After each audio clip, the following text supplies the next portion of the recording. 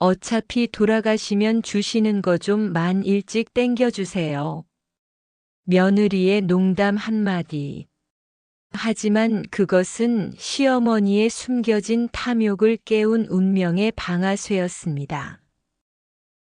10억 원의 대출, 조작된 서류, 해외로 빼돌린 재산.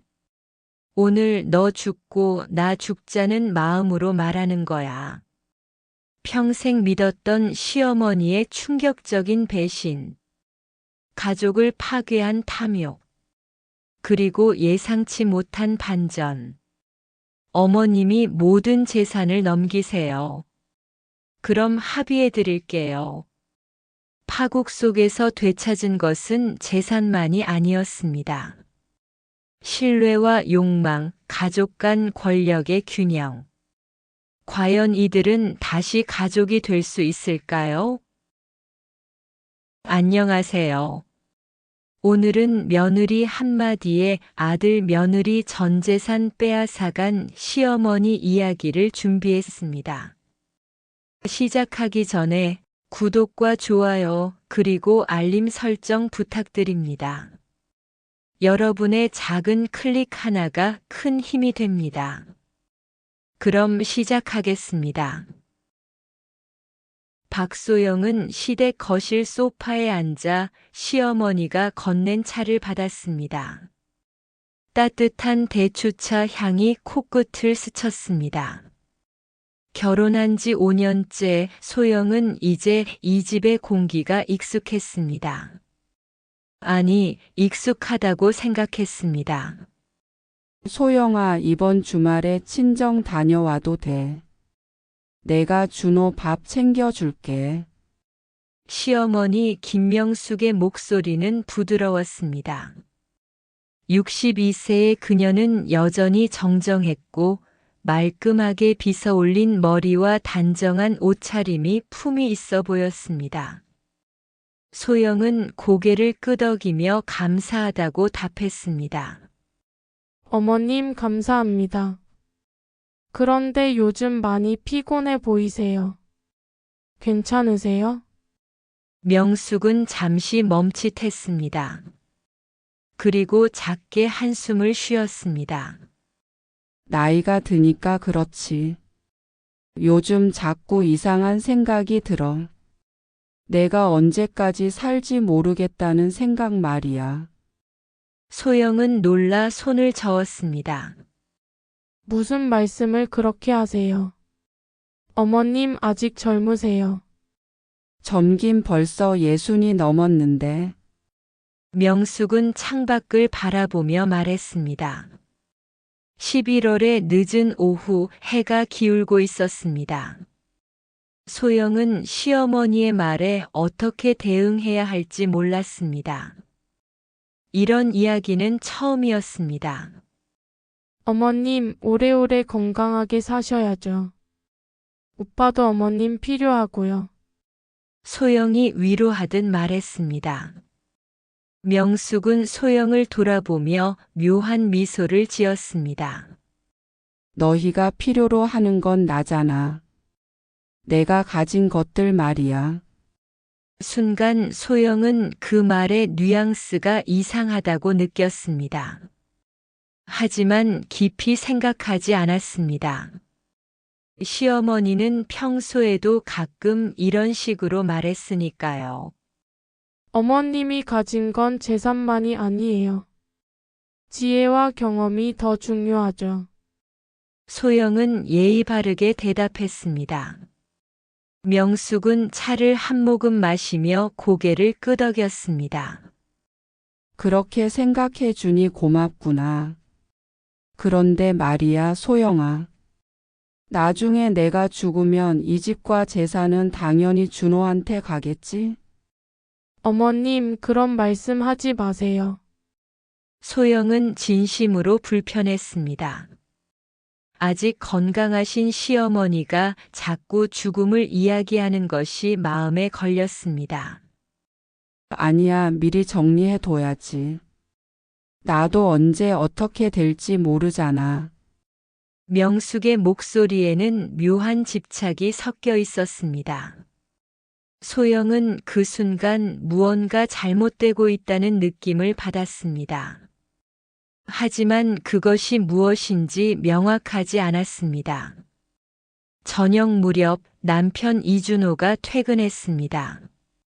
36세의 준호는 중견 기업에서 과장으로 일하고 있었습니다. 성실하고 착한 성품의 그는 어머니를 극진히 모셨습니다. 엄마, 저 왔어요. 준호가 밝은 목소리로 인사했습니다. 명숙은 아들을 보며 환하게 웃었습니다. 준호야, 오늘 회식 없었어? 네, 오늘은 일찍 들어왔어요. 준호는 소파에 앉으며 소영을 바라봤습니다. 소영은 남편에게 작게 미소 지었습니다. 결혼 5년 차 부부였지만 여전히 애틋했습니다. 저녁 식사는 화기애애하게 진행되었습니다. 명숙이 직접 만든 된장찌개와 갈비찜이 식탁에 올라왔습니다. 소영은 시어머니의 요리 솜씨를 칭찬했습니다. 어머님 맛있어요. 항상 이렇게 잘 챙겨주셔서 감사해요. 우리 며느리가 예쁘게 말하네. 맛있으면 많이 먹어. 식사를 마치고 준호가 설거지를 하는 동안 소영과 명숙은 거실에 앉았습니다. TV에서는 저녁 뉴스가 나오고 있었습니다. 명숙이 갑자기 말을 꺼냈습니다. 소영아, 아까 내가 한 말 기억하지? 네? 어떤 말씀이요?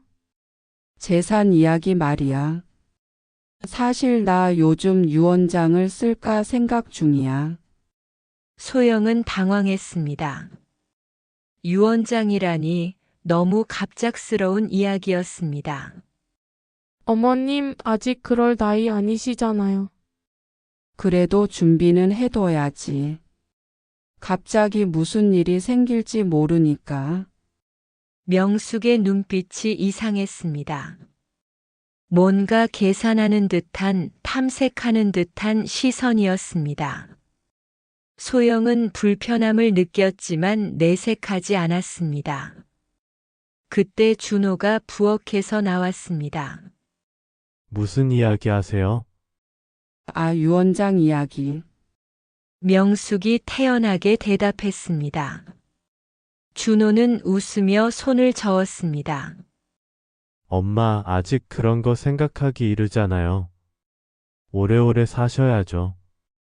그래도 준비는 해야지. 준호야, 너도 알다시피 이 집값이 지금 얼마야? 35억은 넘어. 그리고 내 예금도 있고. 소영은 갑자기 시어머니가 재산 이야기를 구체적으로 꺼내는 것이 의아했습니다. 평소에는 이런 이야기를 하지 않았는데 말입니다. 엄마, 그런 이야기는 나중에 해요. 지금은 건강하게 지내시는 게 중요하죠. 준호가 자리에 앉으며 말했습니다. 명숙은 아들을 물끄러미 바라봤습니다. 너희도 준비해야 해. 내가 언제 갈지 모르니까. 엄마, 준호가 약간 짜증 섞인 목소리로 말했습니다. 그런 말씀 하지 마세요. 불길해요. 소영도 동조했습니다. 명숙은 한숨을 쉬었습니다. 알았어, 알았어. 그럼 이 이야기는 그만하자. 하지만 공기는 이미 무거워져 있었습니다. 소영은 왠지 모를 불안감을 느꼈습니다. 며칠 후 소영은 친정을 다녀왔습니다. 어머니와 이야기를 나누며 시댁 이야기를 꺼냈습니다. 엄마, 시어머님이 요즘 자꾸 죽는다는 이야기를 하죠. 유언장 쓴다고. 그래. 나이 드시니까 그런 생각하실 수도 있지. 하지만 조심해라. 조심하다니? 재산 문제는 가족을 갈라놓기도 해. 특히 시댁에서는 더 그래. 어머니의 말에 소영은 고개를 끄덕였습니다. 하지만 설마 우리 시어머니가 그럴까 하는 생각이 들었습니다. 집으로 돌아온 소영은 명숙이 서재에서 무언가를 정리하는 모습을 봤습니다. 서류들이 책상 위에 펼쳐져 있었습니다. 어머님 뭐 하세요? 아, 소영이 왔어? 좀 정리하는 중이야. 명숙은 재빨리 서류를 서랍에 넣었습니다. 소영은 그 모습이 이상했지만 묻지 않았습니다. 그날 밤 소영과 준호는 침실에서 이야기를 나눴습니다.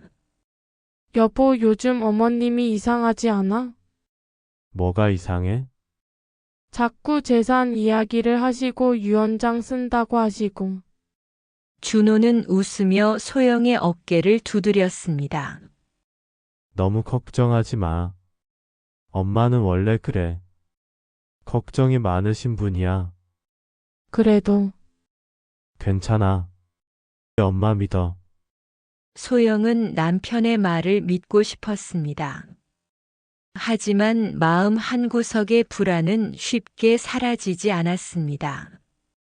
다음 주 일요일 가족이 함께 식사를 하고 있었습니다. 분위기는 평화로웠습니다. 명숙이 갑자기 웃으며 말했습니다. 준호야, 엄마가 죽으면 이 집 너한테 주려고. 엄마 또 그 이야기예요? 준호가 짜증을 냈습니다. 소영도 불편한 표정을 지었습니다. 농담이야, 농담. 그런데 소영이는 어때? 빨리 받고 싶지? 명숙이 소영을 보며 물었습니다. 장난스러운 톤이었지만 눈빛은 진지했습니다. 소영은 당황하며 손을 저었습니다. 아니에요, 어머님. 그런 생각 없어요. 그래? 그럼 혹시 빨리 죽었으면 좋겠다는 생각은? 순간 정적이 흘렀습니다. 소영은 얼어붙었습니다. 이런 질문을 받을 줄 몰랐습니다. 어머님 무슨 말씀을? 농담이야, 농담. 명숙이 웃었습니다. 하지만 그 웃음은 차가웠습니다. 소영은 어색하게 웃으며 대답했습니다. 어머님 그런 농담은 좀. 그때 소영의 입에서 뜻하지 않은 말이 튀어나왔습니다. 정 그러시면 어차피 돌아가시면 주시는 거 좀만 일찍 땡겨주세요. 농담이었습니다. 분위기를 가볍게 하려는 시도였습니다. 하지만 그 말이 공중에 떨어지는 순간 공기가 얼어붙었습니다. 명숙의 얼굴이 굳었습니다. 준호는 놀라 소영을 바라봤습니다. 여보, 아, 죄송해요. 농담이었어요. 소영은 황급히 사과했습니다. 하지만 이미 늦었습니다. 명숙은 천천히 소영을 바라봤습니다. 그 눈빛에는 소영이 본 적 없는 무언가가 담겨 있었습니다. 차가움, 분노, 그리고 계산. 그래, 농담이지. 명숙이 말했습니다. 하지만 그 목소리는 더 이상 따뜻하지 않았습니다. 식사는 침묵 속에서 끝났습니다. 그날 밤 소영은 잠을 이루지 못했습니다. 자신이 한 말이 계속 머릿속을 맴돌았습니다. 단순한 농담이었을 뿐인데 왜 이렇게 불안한 걸까요? 옆에서 준호는 곤히 잠들어 있었습니다. 소영은 몰랐습니다. 그 한마디가 운명의 톱니바퀴를 돌렸다는 것을요. 명숙의 마음속에 숨어있던 탐욕이 깨어났다는 것을요. 그리고 이제부터 모든 것이 달라질 것이라는 것을요. 창밖으로 달빛이 들어왔습니다. 고요한 밤이었지만 폭풍은 이미 시작되고 있었습니다. 그날 이후 김명숙은 변했습니다. 아니, 정확히 말하면 가면을 쓰기 시작했습니다. 소영의 그 한마디는 명숙의 마음속에 잠들어 있던 무언가를 깨웠습니다. 평생을 검소하게 살아온 그녀였지만 사실 재산에 대한 집착은 늘 있었습니다. 남편이 10년 전 세상을 떠나고 명숙은 혼자 아들을 키우며 악착같이 돈을 모았습니다. 작은 반찬 가게를 운영하며 한 푼 두 푼 모은 돈이 이제는 20억이 넘었습니다. 강남의 집 35억, 예금과 주식 5억, 그리고 따로 숨겨둔 비자금까지. 명숙은 자신이 평생 모은 이 재산을 아무에게도 빼앗기고 싶지 않았습니다. 돌아가시면 주시는 거 좀만 일찍 땡겨주세요. 소영의 그 말이 계속 귓가에 맴돌았습니다. 명숙은 거울 앞에 서서 자신의 얼굴을 바라봤습니다. 62세의 얼굴에는 주름이 늘었지만 아직 정정했습니다. 하지만 언젠가는 늙고 아프고 결국 죽을 것이었습니다.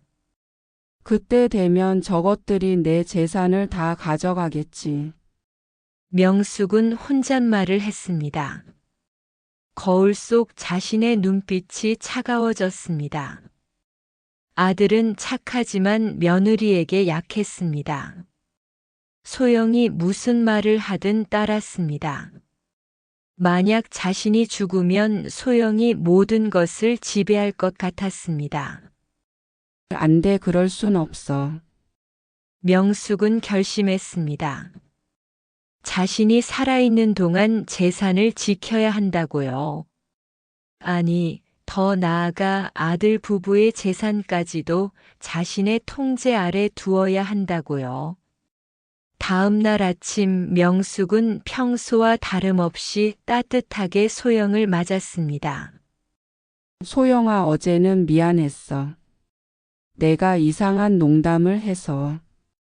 아니에요, 어머님, 제가 더 죄송해요. 소영은 진심으로 사과했습니다. 명숙은 소영의 손을 잡았습니다. 우리 며느리 착하긴. 그런데 말이야, 요즘 너희 돈 관리는 잘하고 있니? 네? 돈 관리요? 응. 준호 월급이 얼마지? 400만 원 정도? 소영은 고개를 끄덕였습니다. 명숙은 부드럽게 말을 이었습니다. 그 돈으로 생활비 내고 대출 갚고 저축하기 빠듯하지? 내가 도와줄까? 아니에요, 어머님. 저희가 알아서 할게요. 그래도 시어머니가 도와줘야지. 내가 요즘 재테크 공부 좀 했거든. 좋은 투자처가 있는데 너희도 함께하면 어떨까? 소영은 망설였습니다. 투자라는 말이 부담스러웠습니다. 어머님, 저희는 돈이 별로 없어서. 얼마 안 있어도 돼. 1천만 원만 있으면 돼. 1년이면 20% 수익 보장이야. 명숙의 목소리는 설득력이 있었습니다. 소영은 준호와 상의해 보겠다고 말했습니다. 그날 저녁 소영은 준호에게 어머니의 제안을 전했습니다. 엄마가 투자 이야기를 했어? 좋은데? 준호는 긍정적이었습니다. 하지만 여보, 우리 저축한 돈 그거 비상금인데. 엄마 말이면 믿을 수 있어. 우리 엄마가 재테크 잘하시거든. 작은 반찬 가게로 20억 모으신 분이야. 준호는 어머니를 전적으로 믿었습니다. 소영은 불안했지만 결국 동의했습니다. 일주일 후 소영과 준호는 명숙과 함께 은행에 갔습니다. 명숙은 친절하게 직원과 이야기하며 투자 상품을 설명했습니다. 소영은 서류를 읽어봤지만 복잡한 금융 용어들이 이해되지 않았습니다. 여기 사인하면 돼. 명숙이 서류를 가리켰습니다. 소영은 망설이다가 사인했습니다. 준호도 사인했습니다. 1천만 원이 투자 계좌로 이체되었습니다. 잘했어, 우리 며느리. 1년 후에 1,200만 원 받을 거야. 명숙은 환하게 웃었습니다. 하지만 그 미소 뒤에 숨은 의도를 소영은 알지 못했습니다. 사실 그 투자 상품은 명숙 자신의 계좌로 연결되어 있었습니다. 명숙은 며칠 전 은행 직원과 짜고 서류를 조작했습니다.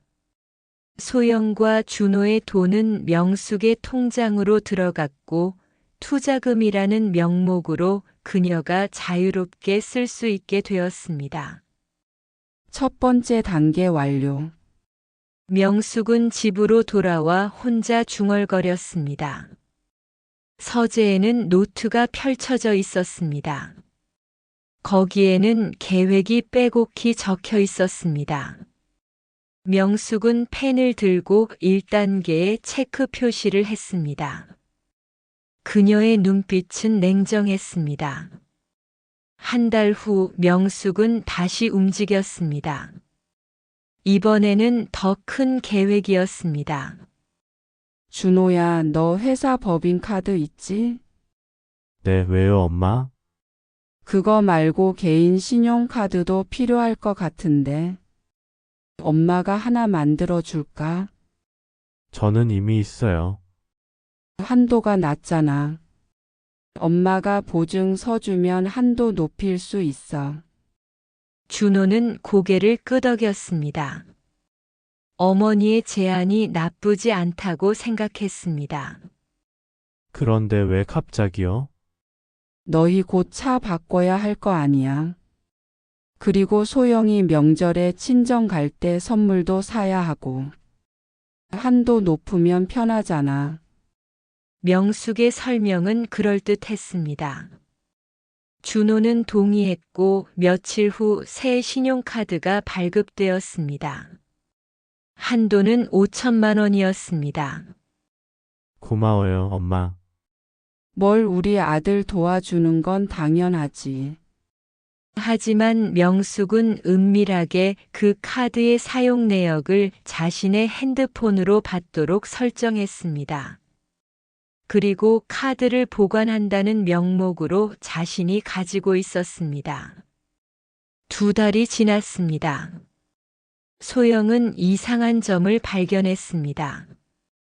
통장 잔액이 생각보다 적었습니다. 여보, 이번 달 카드값이 왜 이렇게 많아? 응? 얼마인데? 300만 원이야. 준호는 놀랐습니다. 자신이 쓴 금액은 100만 원 정도였습니다. 이상한데? 내가 확인해 볼게. 준호가 카드사에 전화했습니다. 상담원이 사용 내역을 읽어줬습니다. 백화점 150만 원, 레스토랑 80만 원, 주얼리샵 70만 원. 준호는 기억이 나지 않았습니다. 엄마한테 물어볼게. 준호가 명숙에게 전화했습니다. 엄마, 제 카드로 쇼핑하셨어요? 아, 그거? 미안해. 긴급하게 필요한 게 있어서. 다음 달에 갚아줄게. 네, 알겠어요. 준호는 쉽게 넘어갔습니다. 하지만 소영은 불안했습니다. 여보, 어머님이 갚아주신데도 이건 좀. 괜찮아, 우리 엄마 믿어. 다음 달에 주신대잖아. 하지만 다음 달이 되어도 명숙은 돈을 갚지 않았습니다. 오히려 카드 사용액은 계속 늘어났습니다. 400만 원, 500만 원, 어느새 한도의 절반을 넘어섰습니다. 어머님 카드값 좀. 소영이 조심스럽게 꺼냈습니다. 알아. 미안해.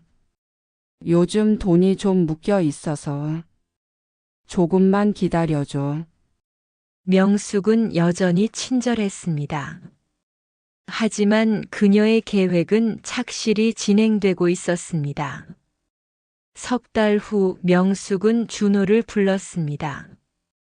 준호야, 너희 집 전세금 끝나는 거 알지? 네, 6개월 후에요. 그럼 돈 마련해야 하는데 괜찮아?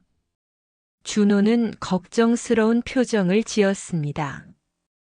전세금은 3억 원이었습니다. 당장 마련하기 어려운 금액이었습니다.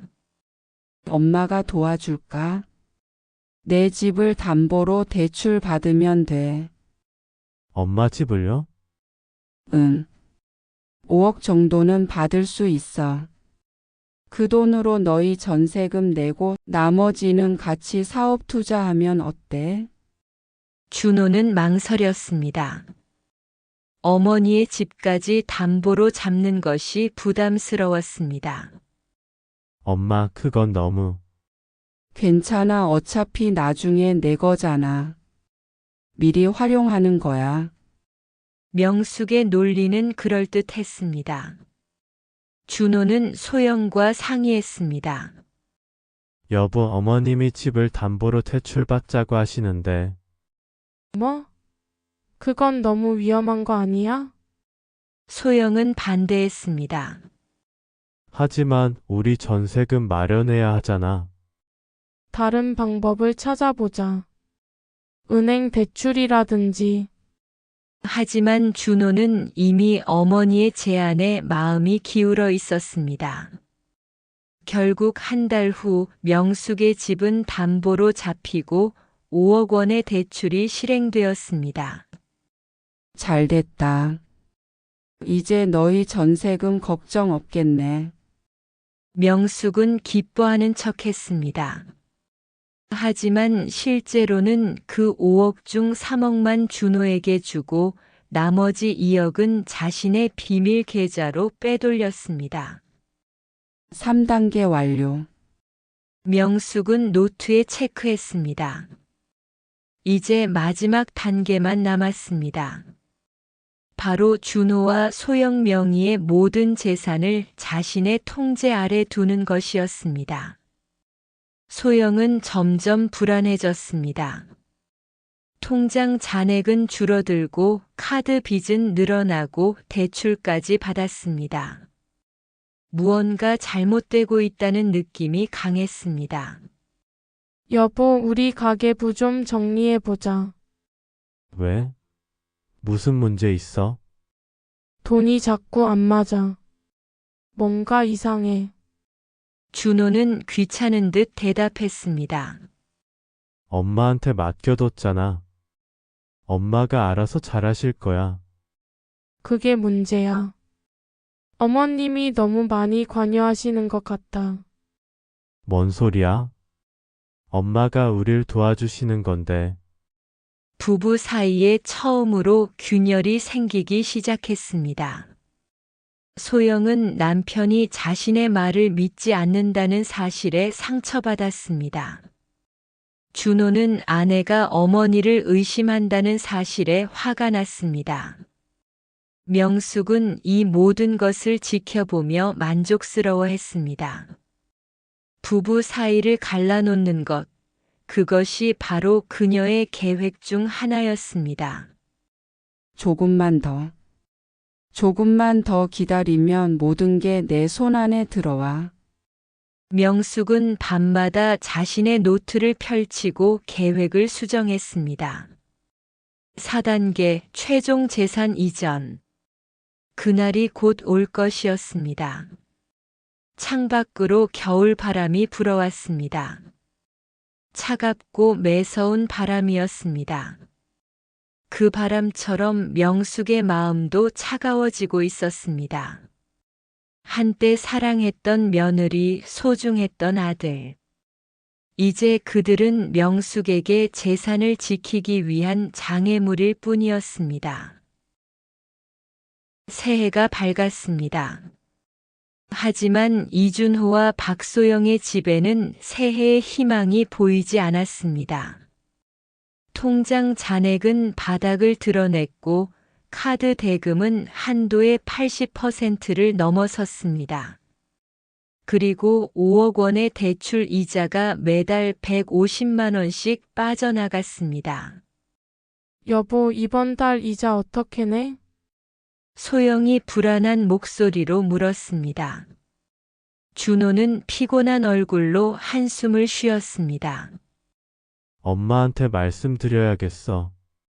엄마 집 담보로 받은 돈인데 이자는 당연히 엄마가 내셔야지. 그런데 어머님은 계속 다음 달에 주신다고만 하시잖아. 알아, 근데 어쩌겠어. 우리가 뭐라고 할 수 있어? 준호의 목소리에는 짜증이 섞여 있었습니다. 요즘 부부는 자주 다퉜습니다. 돈 문제 때문이었습니다. 명숙은 여전히 친절했습니다. 아침마다 준호에게 도시락을 싸주고 소영에게는 반찬을 챙겨주었습니다. 하지만 돈 이야기만 나오면 교묘하게 빠져나갔습니다. 소영아, 미안한데 이번 달도 좀 기다려 줄 수 있어? 어머님 벌써 넉 달째예요. 카드값도 밀리고 있고요. 알아. 내가 지금 큰 투자건이 있어서 돈이 좀 묶여 있어. 그게 성사되면 한꺼번에 다 갚아줄게. 명숙의 설명은 항상 그럴듯했습니다. 소영은 더 이상 할 말이 없었습니다. 2월 어느 날 명숙은 준호를 따로 불렀습니다. 준호야, 너 회사에서 성과급 받았지? 네, 300만 원 받았어요. 잘 됐다. 그 돈으로 우리 투자 하나 더 할까? 준호는 망설였습니다. 성과급은 밀린 카드값을 내려고 아껴둔 돈이었습니다. 엄마, 이번에는 좀. 이번 거는 정말 확실해. 3개월이면 2배로 불어나.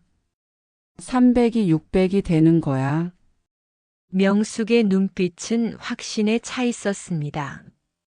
준호는 흔들렸습니다. 정말요? 엄마가 거짓말 하겠니?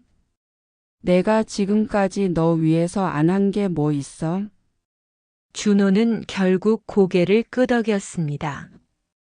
그날 저녁 그는 소영에게 말하지 않고 성과급 300만 원을 어머니께 건넸습니다. 일주일 후 소영은 우연히 통장 내역을 확인하다가 성과급이 사라진 것을 발견했습니다. 여보, 성과급은 어디 갔어? 준호는 당황하며 얼버무렸습니다. 아, 그거 엄마한테 드렸어. 뭐? 왜? 그 돈으로 카드값 내기로 했잖아. 소영의 목소리가 높아졌습니다. 준호는 방어적으로 대응했습니다. 엄마가 투자하면 2배로 불려준대. 그럼 카드값도 내고 남잖아. 투자? 또 투자야? 지난번 1천만 원은 어떻게 됐는데? 그건 아직 만기가 안 됐어. 만기가 벌써 2달 지났어. 당신 정말 모르는 거야? 소영은 화가 났습니다. 남편이 자신에게 거짓말을 했고 또다시 어머니께 돈을 들였다는 사실이 믿기지 않았습니다. 왜 나한테 말 안 하고 그랬어? 말하면 반대할 것 뻔하잖아. 당연히 반대하지. 우리 지금 빚잔치야, 빚잔치. 부부는 그날 밤 심하게 다퉜습니다. 결혼 5년 만에 가장 큰 싸움이었습니다. 소영은 울었고 준호는 집을 나가버렸습니다. 다음 날 아침 명숙은 소영을 불렀습니다. 소영아, 어젯밤에 준호랑 싸웠다며? 네, 소영은 고개를 숙였습니다. 명숙은 소영의 손을 잡았습니다. 미안해. 내가 너희 부부 싸움의 원인을 제공한 것 같아서. 아니에요, 어머님. 근데 말이야, 소영아. 준호는 원래 그래. 어릴 때부터 엄마 말을 잘 들었어. 그게 효심이잖아. 명숙의 말에는 은근한 압박이 담겨 있었습니다. 소영은 자신이 며느리로서 부족하다는 느낌을 받았습니다. 너도 이해해줘야지. 준호는 착한 아들이야. 알고 있어요. 그리고 걱정하지 마. 내가 다 책임질 거야. 너희 빚도 내가 갚아줄게. 명숙의 말은 위로처럼 들렸지만 소영은 왠지 더 불안해졌습니다. 3월이 되었습니다. 명숙은 이제 더 대담해졌습니다. 어느 날 그녀는 준호에게 중요한 제안을 했습니다.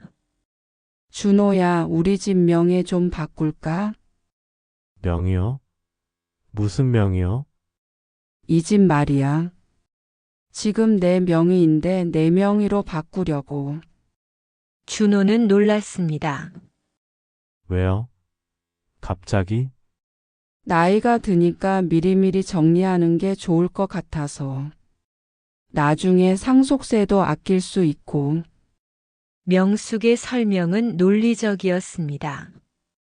준호는 기쁜 마음이 들었습니다. 정말요? 감사합니다, 엄마. 대신 조건이 있어. 조건이요? 명의를 내 이름으로 바꾸되 실제 관리는 내가 할 거야. 그리고 이 집을 담보로 추가 대출을 받아서 사업 자금으로 쓸 거야. 준호는 잠시 망설였습니다. 추가 대출이요? 응. 5억 더 받으면 총 10억이 되잖아. 그 돈으로 큰 사업 하나 하면 우리 다 부자 돼. 무슨 사업인데요? 프랜차이즈 가맹점이야. 요즘 대박 나는 브랜드가 있거든. 가맹비 3억에 인테리어 2억, 운영 자금 5억이면 딱 맞아. 명숙은 이미 사업 계획서까지 준비해 왔습니다. 준호는 서류를 읽어봤습니다. 그럴듯해 보였습니다. 소영이한테도 말해야죠. 그래, 당연하지. 너희 부부가 함께 결정해야지. 하지만 명숙은 이미 알고 있었습니다. 소영이 반대할 것이라는 것을요. 그래서 더 교묘하게 움직였습니다. 그날 저녁 가족 회의가 열렸습니다. 명숙은 사업 계획을 설명했습니다. 소영은 처음부터 회의적이었습니다. 어머님 위험한 것 같아요. 집을 또 담보로 잡는다고요? 이미 5억 잡혀 있잖아. 5억 더 받는 게 뭐가 문제야? 문제가 많죠. 만약 사업이 실패하면요. 실패 안 해. 이 브랜드는 성공률이 90%야. 그래도 10%는 실패하잖아요. 소영의 목소리가 높아졌습니다. 준호가 끼어들었습니다. 여보, 엄마 말씀 들어보자. 그렇게 나쁜 제안은 아닌 것 같아. 당신은 어머님 편만 들어. 편을 드는 게 아니라 현실적으로 생각하는 거야. 부부는 또 다투기 시작했습니다. 명숙은 조용히 그 모습을 지켜봤습니다. 계획대로였습니다. 그만해, 둘 다. 명숙이 끼어들었습니다. 소영이 말도 맞아. 위험할 수 있지. 그럼 이렇게 하자. 집 명의만 먼저 준호한테 옮기고 대출은 천천히 생각해 보는 거야. 소영은 잠시 생각했습니다. 명의만 옮기는 것이라면 나쁘지 않을 것 같았습니다. 그것도 좀 생각해 봐야 할 것 같은데요. 왜? 어차피 나중에 준호 거 될 집인데 미리 옮기는 게 뭐가 문제야? 세금도 아낄 수 있고. 명숙의 논리에 소영은 할 말이 없었습니다. 결국 부부는 동의했고 일주일 후 진명이는 준호 앞으로 이전되었습니다. 잘했어. 명숙은 혼자 중얼거렸습니다. 이제 법적으로 그 집은 준호의 것이었습니다. 하지만 실질적 관리권은 여전히 명숙에게 있었습니다. 그리고 명숙은 이미 다음 단계를 준비하고 있었습니다. 명의 이전 2주 후 명숙은 준호 몰래 은행에 갔습니다. 그녀는 집 등기부등본과 준호의 도장을 가지고 있었습니다. 도장은 몇 달 전 명에 이전할 때 빌려온 것이었습니다. 추가 대출 신청하러 왔습니다. 명숙은 은행 직원에게 서류를 건넸습니다. 직원은 서류를 확인했습니다. 명의자 본인이 오셔야 하는데요. 아들이 회사 일 때문에 못 와서 저한테 위임했어요. 명숙은 미리 준비한 위임장을 꺼냈습니다. 물론 위조된 것이었습니다. 하지만 그녀의 태도는 자연스러웠고 직원은 의심하지 않았습니다. 잠시만 기다려주세요. 30분 후 대출이 승인되었습니다. 5억 원이 명숙이 지정한 계좌로 입금되었습니다. 물론 그 계좌는 명숙의 비밀 계좌였습니다. 완벽해. 명숙은 은행을 나서며 미소 지었습니다. 이제 총 10억 원의 대출이 준호 명의로 잡혀 있었습니다. 하지만 준호는 5억만 알고 있었습니다. 나머지 5억은 명숙이 빼돌린 것이었습니다. 한 달 후 준호는 이상한 우편물을 받았습니다. 은행에서 온 대출 이자 고지서였습니다. 이게 뭐지? 준호는 고지서를 뜯어봤습니다. 대출 잔액 10억 원, 이번 달 이자 300만 원. 준호는 눈을 의심했습니다. 10억? 우리 5억만 받았는데? 그는 급히 어머니를 찾아갔습니다. 엄마, 이거 뭐예요? 명숙은 고지서를 보고 잠시 당황하는 척했습니다. 하지만 곧 평정을 되찾았습니다. 아, 그거? 내가 말 안 했구나. 사업 자금 때문에 5억 더 받았어. 뭐라고요? 제 허락도 없이요. 준호야, 너 명에 이전할 때 엄마한테 관리권 맡긴다고 했잖아. 관리권이지 대출받으라고 한 게 아니었어요. 준호의 목소리가 떨렸습니다. 명숙은 차분하게 대응했습니다.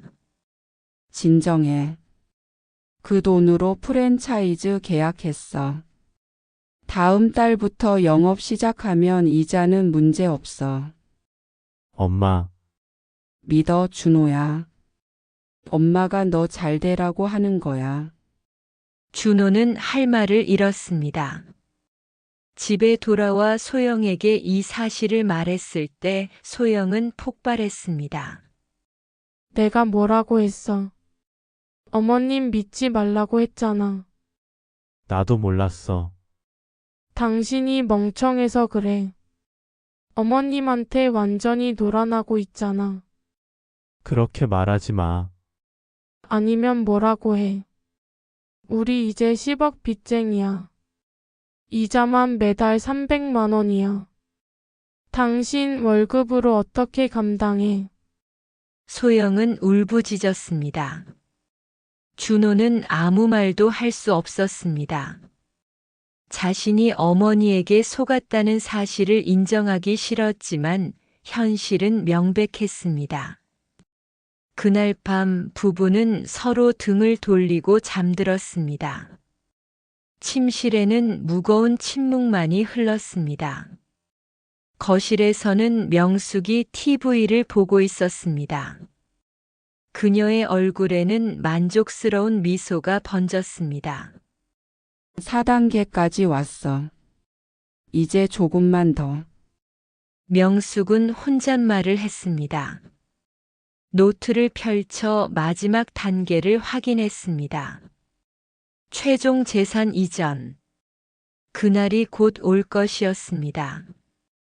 그리고 그때가 되면 준호와 소영은 아무것도 할 수 없을 것이었습니다. 봄이 왔지만 이준호와 박소영의 집에는 봄 기운이 전혀 느껴지지 않았습니다. 매달 300만 원의 이자를 갚기 위해 부부는 모든 생활비를 쪼개 써야 했습니다. 소영은 파트타임으로 일자리를 구했고 준호는 야근 수당을 챙기기 위해 매일 밤늦게까지 회사에 남았습니다. 여보, 이번 달 이자 냈어요? 소영이 피곤한 얼굴로 물었습니다. 응, 근데 다음 달은 모르겠어요. 준호는 힘없이 대답했습니다. 그들의 대화는 점점 짧아졌습니다. 서로를 원망하지는 않았지만 이 상황을 만든 장본인, 시어머니 명숙에 대한 불신은 날이 갈수록 깊어졌습니다. 그러던 4월 어느 날 소영은 명숙의 방을 청소하다가 서랍 깊숙한 곳에서 낯선 파일 하나를 발견했습니다. 이상한 예감이 들어 파일을 열어보니 안에는 각종 서류들이 들어 있었습니다. 은행 거래 내역, 계약서, 그리고 준호의 도장이 찍힌 문서들이었습니다. 소영의 손이 떨렸습니다. 거기에는 명숙이 준호 명의로 10억 원 대출을 받은 서류가 있었습니다. 그런데 더 충격적인 건 그 돈의 사용처였습니다. 프랜차이즈 사업 자금이라던 설명은 전부 거짓이었습니다. 실제로 계약은 존재하지 않았고 대출금 중 5억 원은 명숙 개인 계좌로 이체돼 있었습니다. 그 돈으로 명숙은 제주도에 펜션을 구입했습니다. 명의는 물론 명숙 본인이었습니다. 이건 사기잖아요. 소영의 입술이 굳어졌습니다. 서류 더미 안에는 명숙이 직접 적은 노트 한 권도 있었습니다. 소영은 숨이 막혔습니다. 명숙은 모든 걸 치밀하게 계획하고 있었습니다. 그녀는 급히 핸드폰을 꺼내 모든 서류를 사진으로 찍었습니다. 그날 저녁 소영은 준호에게 사진을 보여주었습니다. 여보, 이거 봐요. 어머님이 우릴 속였어요. 준호는 화면을 보며 얼굴이 하얗게 질렸습니다. 이게 진짜야? 오늘 어머님 방에서 직접 찾았어요. 준호는 깊은 충격에 빠졌습니다. 이럴 수가, 엄마가 나한테 이럴 수가. 그의 목소리가 떨렸습니다. 소영은 단호했습니다. 이건 명백한 사기예요. 경찰에 신고해야 해요. 하지만 준호는 머뭇거렸습니다. 경찰에? 그럼 엄마가. 어머님이 어떻게 되든 상관없어요. 우리가 먼저잖아요. 소영은 울분을 토했습니다. 다음 날 준호는 어머니를 직접 찾아갔습니다. 엄마, 이게 뭐예요? 그가 핸드폰을 내밀자 명숙의 얼굴이 굳었습니다. 하지만 곧 아무렇지 않게 미소 지었습니다. 준호야, 앉아봐. 다 이유가 있어. 명숙은 차분히 말을 이었습니다. 엄마가 요즘 건강이 안 좋아. 병원에서 췌장암이래. 6개월밖에 안 남았대. 준호는 귀를 의심했습니다. 뭐라고요? 그래서 너희 잘 되라고 한 거야. 내가 죽기 전에 재산 정리해 두면 상속세도 줄고 사업도 키울 수 있을 거라 생각했지. 명숙은 눈물을 글썽이며 서류를 내밀었습니다. 췌장암 3기라고 적힌 진단서였습니다. 물론 그것은 위조된 서류였습니다. 준호는 오열했습니다. 엄마 그런 줄도 모르고. 그는 어머니를 꼭 안았습니다. 하지만 소영은 믿지 않았습니다. 다음 날 병원을 직접 찾아가 확인했지만 병원에는 김명숙이라는 환자가 존재하지 않았습니다. 역시 거짓말이었어요. 소영은 주먹을 꽉 쥐었습니다. 집으로 돌아온 소영은 준호에게 사실을 전했습니다. 병원에 확인했어요. 어머님 기록 없어요. 준호는 화를 냈습니다. 여보, 그만 좀 해. 엄마가 그런 걸로 거짓말할 리 없잖아요. 당신은 끝까지 속을 거예요? 진단서도 조작이에요. 닥쳐. 준호의 외침이 거실을 울렸습니다. 결국 소영은 집을 나왔습니다. 친정으로 돌아가 변호사를 찾아갔습니다. 변호사는 고개를 끄덕였습니다. 명백한 사기입니다. 증거도 충분합니다. 형사고소가 가능해요. 소영은 결심했습니다. 며칠 뒤 명숙은 내용 증명을 받았습니다. 화 감히 며느리가 그녀는 비웃으며 변호사에게 전화를 걸었습니다. 걱정하지 마세요. 모든 서류에 아드님 서명이 있습니다.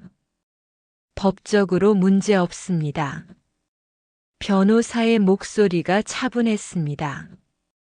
명숙은 안심했습니다. 그날 밤 명숙은 준호에게 말했습니다. 소영이가 엄마를 고소하겠대. 준호는 믿을 수 없다는 표정이었습니다. 그럴 리 없어요. 직접 봐, 이게 그 편지야. 준호는 편지를 읽으며 얼굴이 일그러졌습니다. 소영이가 엄마를 범죄자로 만들겠다는 거예요? 그래, 엄마는 그냥 너희 잘 되라고 한 건데. 명숙은 눈시울을 붉혔습니다. 준호는 소영에게 전화를 걸었습니다. 여보, 뭐 하는 거야? 당연한 일을 하는 거예요. 어머님은 우릴 속였어요. 증거도 없잖아요. 증거 있어요. 내가 직접 찍었어요. 그건 오해야. 엄마가 다 설명했잖아. 당신 아직도 그 거짓말을 믿어요? 그만해. 더는 듣기 싫어. 전화는 끊겼습니다. 소영은 깊은 숨을 내쉬었습니다. 이제 끝이에요. 그녀는 다시 변호사에게 전화를 걸었습니다. 고소하겠습니다. 모든 것이 돌이킬 수 없게 되었고 가족은 완전히 갈라졌습니다. 그날 밤 명숙은 창밖을 바라보며 미소를 지었습니다. 이제 마지막 단계만 남았네. 그녀의 눈빛은 차갑게 빛나고 있었습니다. 고소장이 접수된 지 일주일이 지났습니다. 경찰서에서 김명숙에게 출석 통보가 내려졌습니다. 그녀는 침착하게 정장을 차려입고 경찰서로 향했습니다. 얼굴에는 두려움의 기색이 전혀 없었습니다. 김명숙 씨 며느리 박소영 씨가 사기 혐의로 고소했습니다. 어떻게 생각하십니까? 담당 형사가 물었습니다. 명숙은 조용히 미소 지으며 대답했습니다. 황당합니다. 저는 아들을 위해 한 일인데 며느리가 오해를 하고 있어요. 형사는 차분히 자료를 펼쳤습니다. 하지만 증거 사진을 보면 상당히 계획적으로 보입니다.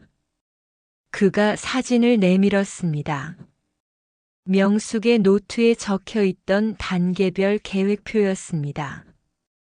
그러나 명숙은 눈 하나 깜짝하지 않았습니다.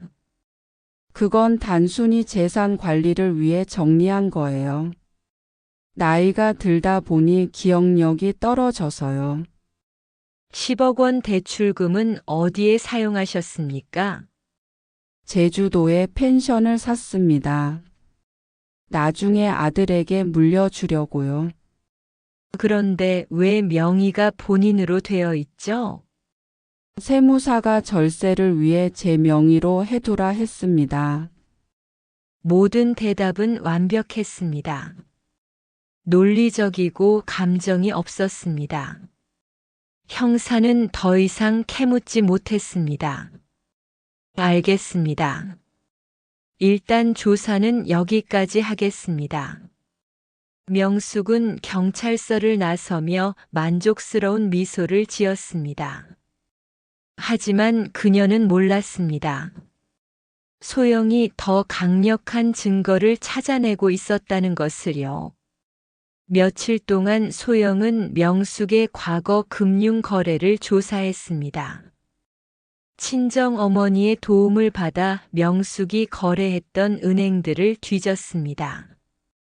그리고 마침내 결정적인 증거를 발견했습니다. 명숙은 준호 명의로 받은 대출금 중 7억 원을 해외로 송금한 사실이었습니다.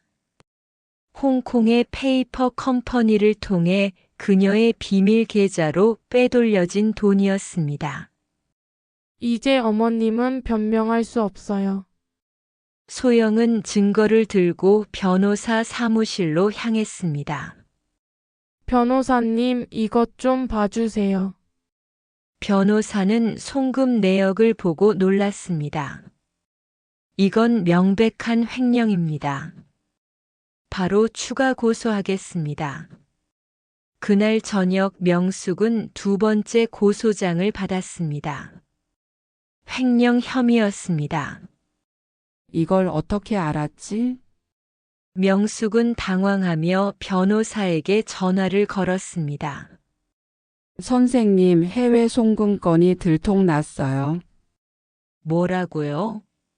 그건 절대 노출될 수 없는 거래였는데요. 며느리가 알아냈어요. 어떡하죠? 변호사는 잠시 침묵했습니다. 김 여사님, 이번 건은 변명이 어렵습니다. 돈을 돌려주고 합의를 시도하세요. 형을 줄이는 방법밖에 없습니다. 전화를 끄는 명숙은 한참 동안 가만히 앉아 있었습니다. 합의라니. 물러서는 순간 모든 걸 잃게 됩니다. 안 돼, 다른 방법을 찾아야 해.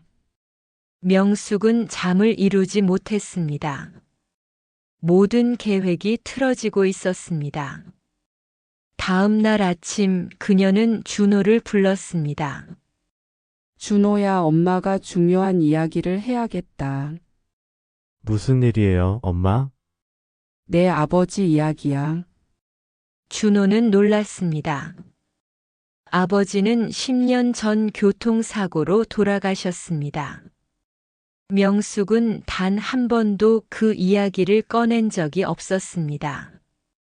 사실 내 아버지는 사고로 죽은 게 아니야. 자살이었어. 준호는 말을 잃었습니다. 거짓말이죠? 아니야, 진실이야. 명숙의 눈에서 눈물이 흘렀습니다. 이번에는 진짜였습니다. 내 아버지는 사업 실패로 30억 빚을 졌어. 감당할 수 없었던 거야. 그래서 한강에 뛰어들었어. 경찰이 시체를 찾는데 일주일이 걸렸지. 준호는 충격을 받았습니다. 왜 지금까지 말 안 하셨어요? 내가 상처받을까봐. 그리고 내가 창피했어. 명숙은 손으로 얼굴을 가렸습니다. 그때 다짐했어. 다시는 빚쟁이로 살지 않겠다고. 그래서 악착같이 돈을 모았어. 30억을 다 갚는데 5년이 걸렸어. 그녀는 준호의 손을 꼭 잡았습니다. 그런데 이제 며느리가 나를 범죄자로 만들려 해. 엄마가 너희 잘 되라고 한 건데. 명숙은 흐느꼈습니다. 엄마는 내 아버지처럼 되고 싶지 않아. 빚 때문에 죽고 싶지 않아. 엄마, 그런 말씀 하지 마세요. 그럼 소영이한테 고소 취하하라고 해줘. 준호는 갈등했습니다. 그러나 어머니의 눈물은 너무나 진심 같았습니다. 엄마, 그런데 해외 송금은 왜 하신 거예요? 그건 혹시 모를 상황 대비였어. 채권자들이 다시 나타날 수도 있잖아. 하지만 그건 제 명의 돈이잖아요. 내 돈이 곧 가족 돈이지. 엄마가 지키려던 거야. 준호는 혼란스러웠습니다. 그날 밤 그는 소영을 만났습니다. 여보, 고소 취하하면 안 될까? 안 돼요. 어머님은 분명히 잘못하셨어요. 엄마가 아버지 이야기를 했어. 자살이 어때? 소영은 놀라며 물었습니다. 정말이에요?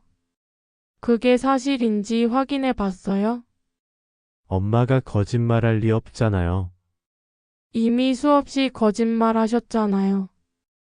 다음 날 소영은 구청을 찾아갔습니다. 사망신고서를 확인하자 거기에는 분명히 적혀 있었습니다. 사망 원인 교통사고. 명숙의 말은 또 거짓이었습니다. 그녀는 그 서류를 들고 준호에게 갔습니다. 여보 봐요. 시아버지는 자살이 아니에요. 교통사고로 돌아가셨어요. 준호의 얼굴이 창백해졌습니다. 이럴 수가. 어머님은 또 거짓말 하셨어요. 당신의 동정심을 이용한 거예요. 그날 밤 준호는 명숙과 마주 앉았습니다. 엄마, 아버지 사망신고서 봤어요. 자살이 아니었어요. 명숙의 표정이 굳었습니다. 왜 거짓말 하셨어요? 준호의 목소리가 떨렸습니다.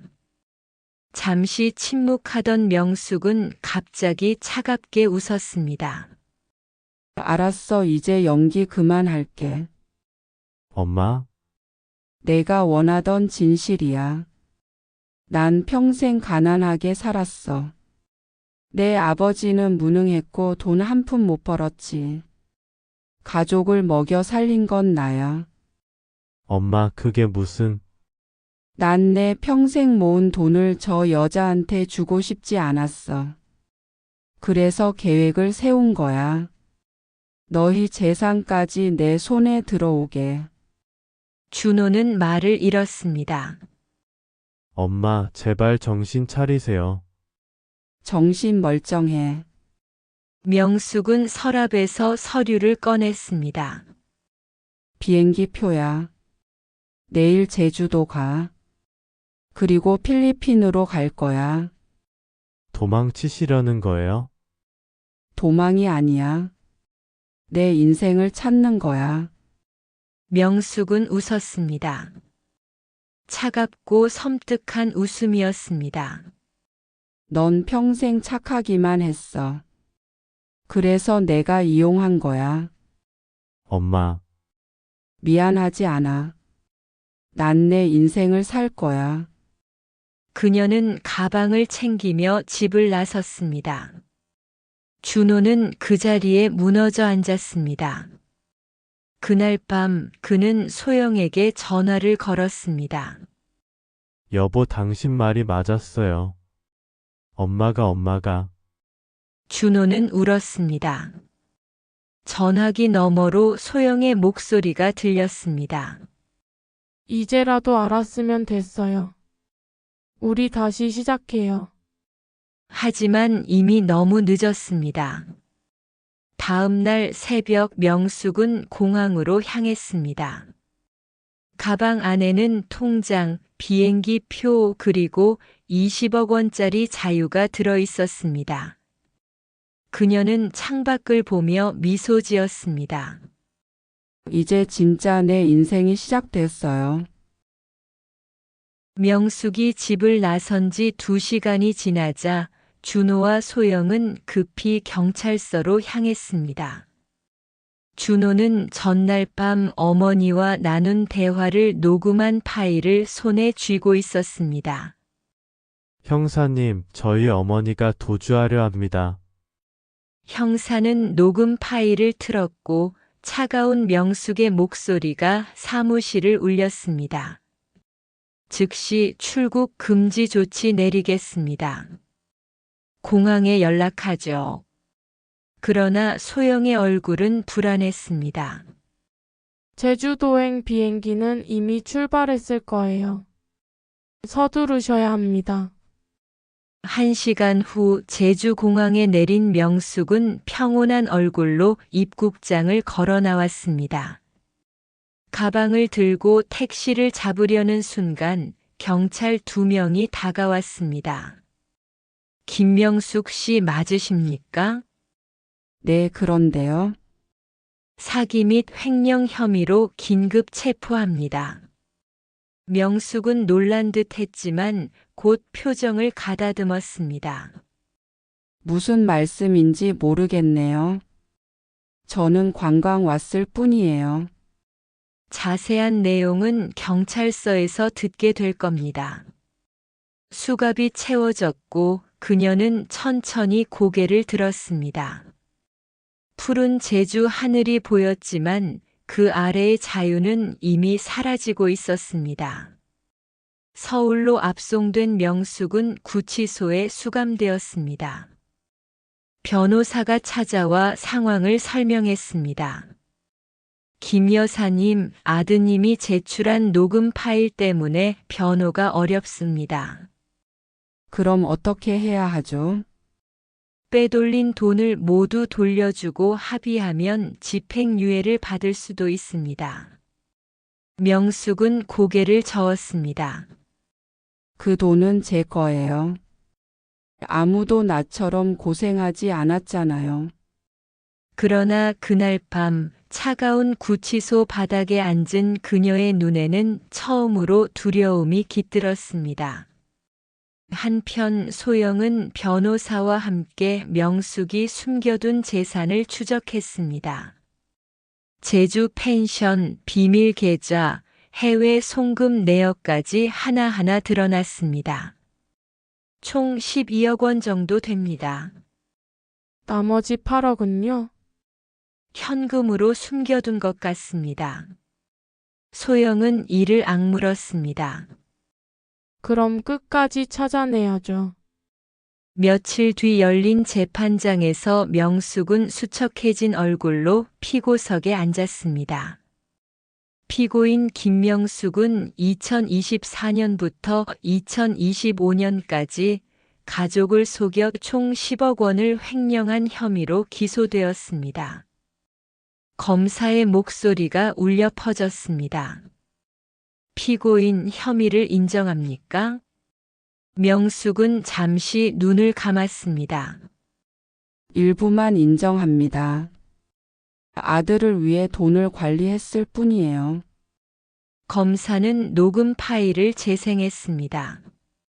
내가 평생 모은 돈을 저 여자한테 주기 싫었어. 그래서 계획한 거야. 법정이 술렁였고 준호는 얼굴을 들지 못했습니다.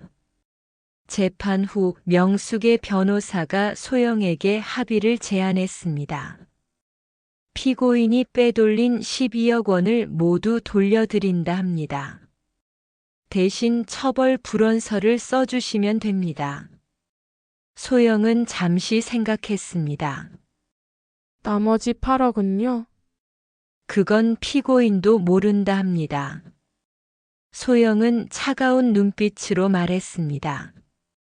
3일 안에 답 드릴게요. 그날 밤 소영은 혼자 깊은 고민에 잠겼습니다. 처벌을 원했지만 준호의 마음도 이해했습니다. 그래서 다음 날 구치소로 향했습니다. 어머님, 왜 왔어? 나머지 8억 어디 숨기셨어요? 몰라. 작년에 금괴 사셨잖아요. 어디 숨기셨어요? 명숙의 표정이 굳었습니다. 말 안 하시면 합의 안 해요. 감옥에서 5년 사세요. 잠시 침묵하던 명숙이 작게 속삭였습니다. 집 다락이야 천장 단열재 및. 소영은 돌아와 다락을 뒤졌고 결국 검은 가방 하나를 찾아냈습니다. 가방 속에는 100돈짜리 금괴 80개, 정확히 8억 원어치였습니다. 이제 끝이에요. 그녀는 단호하게 말했습니다. 며칠 후 소영은 변호사에게 조건을 제시했습니다. 모든 재산을 우리에게 넘기세요. 그럼 합의하겠습니다. 명숙은 분노했지만 결국 받아들였습니다. 재판날 판사가 판결을 내렸습니다. 피고인 김명숙에게 징역 3년, 집행유예 5년을 선고합니다. 명숙은 고개를 숙였습니다. 모든 것을 잃은 순간이었습니다. 법정을 나서며 그녀는 준호와 눈이 마주쳤습니다. 미안해. 그 짧은 한마디에 준호는 눈물을 삼켰습니다. 엄마 잘 지내세요. 명숙은 돌아서서 조용히 걸어갔습니다. 한 달 후 준호 부부는 명숙의 집을 정리했습니다. 이제 진짜 우리 집이네요. 그래요.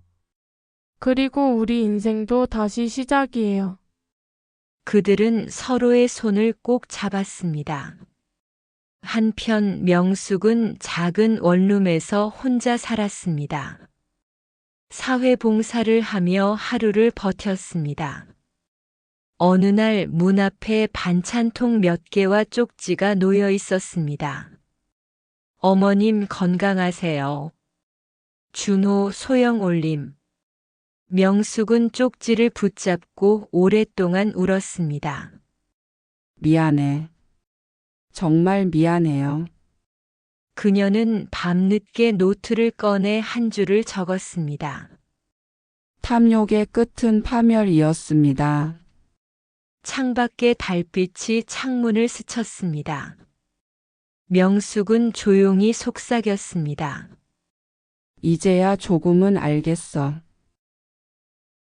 2년이 흘렀습니다. 2027년 봄 이준호와 박소영은 새로운 삶을 살고 있었습니다. 강남의 조용한 아파트에서 안정된 일상을 이어가며 준호는 회사에서 팀장으로 승진했습니다. 소영은 출판사에 복직하여 일과 가정을 병행하고 있었습니다.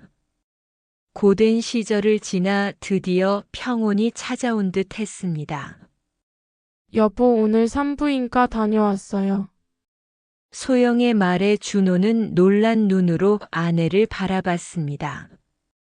설마, 응, 임신 8주래요.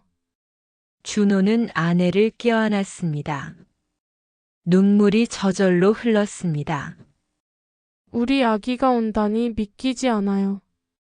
그토록 긴 어둠의 터널을 지나 마침내 새 생명이 찾아온 순간이었습니다. 하지만 기쁨도 잠시 소영의 마음 한구석에 묵직한 생각이 떠올랐습니다. 어머니에게 이 소식을 전해야 할까? 2년 동안 그들은 매달 반찬을 문 앞에 두고 갔지만 얼굴을 마주한 적은 없었습니다. 서로에게 필요한 거리였고 그것이 평화를 유지하는 방법이었습니다. 여보, 어머님께 말씀드려야 할까? 준호는 잠시 망설이다가 고개를 끄덕였습니다. 손주잖아 말씀드리자. 알 권리는 있으시지. 다음 주말 준호는 오랜만에 어머니의 원룸을 찾았습니다. 문을 두드리자 낯익은 목소리가 들렸습니다. 준호야, 정말 너니? 명숙은 예전보다 훨씬 늙어 있었습니다. 머리는 희끗했고 손마디마다 굳은 살이 박여 있었습니다. 하지만 눈빛은 달라져 있었습니다. 예전의 냉정함 대신 회한과 부드러움이 담겨 있었습니다. 엄마 들어가도 돼요? 그래, 들어와. 작은 방 안에는 오래된 사진들이 붙어 있었습니다. 어린 시절 준호의 웃는 얼굴, 그리고 이미 세상을 떠난 남편의 사진이 함께 있었습니다. 무슨 일로 왔니? 좋은 소식이 있어서요. 소영이가 임신했어요. 명숙의 눈이 커졌습니다. 그리고 이내 눈물이 흘렀습니다. 정말이니? 내가 할머니가 되는 거야? 네, 엄마. 명숙은 손으로 얼굴을 가리고 울었습니다. 기쁨과 슬픔이 뒤섞인 눈물이었습니다. 축하해, 준호야. 정말 축하해. 고마워요, 엄마. 잠시 침묵이 흘렀습니다. 그리고 명숙이 낮게 말했습니다. 준호야, 미안하다. 정말 미안하다. 나는 욕심에 눈이 멀어서 가족을 잃을 뻔했어. 준호는 조용히 고개를 끄덕였습니다. 이제 알아요. 엄마가 얼마나 힘들었는지도요. 용서해 줄 수 있니? 준호는 잠시 말을 잃었습니다. 완전한 용서는 아니었지만 미움을 놓을 준비는 되어 있었습니다. 완전히 용서했다고는 못하겠어요. 하지만 조금씩 나아지고 있어요. 명숙은 미소를 지었습니다. 그걸로 충분해, 고마워. 그날 이후 명숙은 조금씩 가족의 곁으로 돌아왔습니다. 소영은 건강한 여자아이를 출산했습니다. 이름은 이서연이었습니다. 준호는 어머니에게 전화를 걸었습니다. 엄마, 손주 보러 오세요. 그날 명숙은 떨리는 마음으로 병원 문을 열었습니다. 어머님, 소영아, 고생 많았어. 명숙은 조심스럽게 아기를 안았습니다. 작고 따뜻한 생명이 품 안에 들어왔습니다. 세상에 너무 예쁘다. 그녀의 눈에 눈물이 고였습니다. 서연아, 나는 내 할머니란다. 부족하고 잘못도 많았지만 너한테만큼은 좋은 사람이 되고 싶어. 소영은 그 모습을 바라보며 조용히 말했습니다. 어머님 자주 오세요. 서연이한테 할머니가 필요해요. 명숙은 놀란 듯 고개를 들었습니다. 정말 와도 돼? 네, 하지만 조건이 있어요. 다시는 돈 이야기 하지 마세요. 그리고 서연이에게는 진심으로 대해주세요. 약속할게. 이번엔 정말 지킬게. 그 후로 명숙은 일주일에 한 번씩 서연이를 보러 왔습니다. 시간이 흐르며 가족의 관계는 조금씩 회복되었습니다. 1년 뒤 서연이의 돌잔치 날. 명숙은 손수 만든 색동옷을 선물했습니다. 밤새 만들었어. 우리 서연이 예쁘게 입으라고. 소영은 눈시울이 붉어졌습니다. 정성이 느껴졌습니다. 잔치가 끝나고 가족 넷이 거실에 둘러앉았습니다. 엄마, 오늘 고마워요. 아니야, 당연한 거지. 명숙은 서연이를 무릎에 앉히고 웃었습니다. 이 아이 웃음소리 듣고 있으면 세상 다 가진 기분이야. 잠시 후 준호가 조심스럽게 말을 꺼냈습니다. 엄마, 이제 우리 집으로 오세요. 뭐라고? 혼자 사시기 힘드시잖아요. 같이 지내요. 소영도 고개를 끄덕였습니다. 저도 찬성이에요. 대신 다시는 예전처럼 돌아가시면 안 돼요. 진짜 가족으로 살아야 해요. 명숙은 손으로 입을 가렸습니다. 눈물이 흘렀습니다. 고마워, 정말 고마워. 그날 이후 명숙은 다시 가족의 품으로 돌아왔습니다. 이제 그녀는 집의 주인이 아니라 손녀를 돌보는 따뜻한 할머니였습니다. 매일 아침 서연이에게 밥을 먹이고 낮에는 함께 놀고 밤에는 자장가를 불러주었습니다. 그녀는 비로소 깨달았습니다. 돈이 전부가 아니구나. 행복은 이렇게 조용히 식탁 위에 놓여 있었구나. 어느 날 밤 명숙은 창가에 서서 달빛을 바라봤습니다. 남편 보고 있지요?